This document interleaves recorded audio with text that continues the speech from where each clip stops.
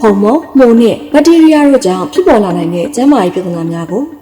သင်ကားလေးကိုဘယ်လောက်ကြာမှရည်စည်းဖြစ်လဲအတွင်းခန်းကိုပုံမှန်တန်ရှင်းပြုလုပ်ပေးဖြစ်ရလားပုံမှန်အားဖြင့်ကားရည်စည်းခြင်းနဲ့အတွင်းခန်းတန်ရှင်းပြုလုပ်ခြင်းကိုတစ်ပတ်သို့မဟုတ်နှစ်ပတ်လည်တစ်ကြိမ်ခန့်ပြုလုပ်ပေးသင့်ပြီးအတွင်းခန်းအသေးစိတ်တန်ရှင်းပြုလုပ်ခြင်းကိုတော့သုံးလတစ်ကြိမ်ခန့်ပြုလုပ်ပေးသင့်ပါတယ်ရှင်သင်ကားလေးကိုပုံမှန်ရေးဆေးပေးခြင်းဖြင့်ဖုံ၊ရွှွန့်၊ငှက်ချီ၊ယူပွေနဲ့ညဉ့်ညမ်းမှုများကြောင့်စေးသားပစ္စည်းခြင်းမှကာကွယ်ပေးပြီးကားတံမိုးကိုထိန်းသိမ်းပေးနိုင်မယ့်အပြင်သင်ုံလည်းစတိုင်ချက်သေးတဲ့သူလို့ပေါ်လွင်စေမှာပါ။ကားအတွင်းကပုံမှန်တန်ရှင်းပြုလုပ်ပေးခြင်းဖြင့်ဖုံမှုန့်နဲ့ဘက်တီးရီးယားတို့ကြောင့်ဖြစ်ပေါ်လာနိုင်တဲ့ကျန်းမာရေးပြဿနာများကိုကာကွယ်ပေးပြီးပုံမှုပျော်ရွှင်တဲ့မောင်းနှင်မှုကိုပေးစွမ်းနိုင်မှာဖြစ်တဲ့အပြင်ကြမ်းခင်ထိုင်ကုန်စသောကားအတွင်းပစ္စည်းများ၏သက်တမ်းကိုလည်းမြင့်တင်ပေးနိုင်မှာဖြစ်ပါတယ်ရှင်။နေ့ရက်တိုင်းမှာယုံကြည်မှုအဖြစ်နဲ့တောက်ပနေစေဖို့သင်ကားလေးကိုပုံမှန်တန်ရှင်းရေးပြုလုပ်ပေးဖို့အကြံပြုတိုက်တွန်းရင်Honda Auto မြန်မာမှာလူကြီးမင်းတို့ရဲ့ Honda ကားများအတွက်ဝန်ဆောင်မှု6မျိုးပါဝင်တဲ့ကားဒီတေးလင်းဝန်ဆောင်မှုလေးရှိနေပြီဖြစ်ပြီးဝန်ဆောင်မှုတစ်ခုချင်းစီကိုလည်းတည်တံ့ရယူနိုင်ပြီဖြစ်လို့ Honda Auto မြန်မာတို့အရောက်လမ်းလေးကိုဖိတ်ခေါ်လိုက်ပါတယ်ရှင်။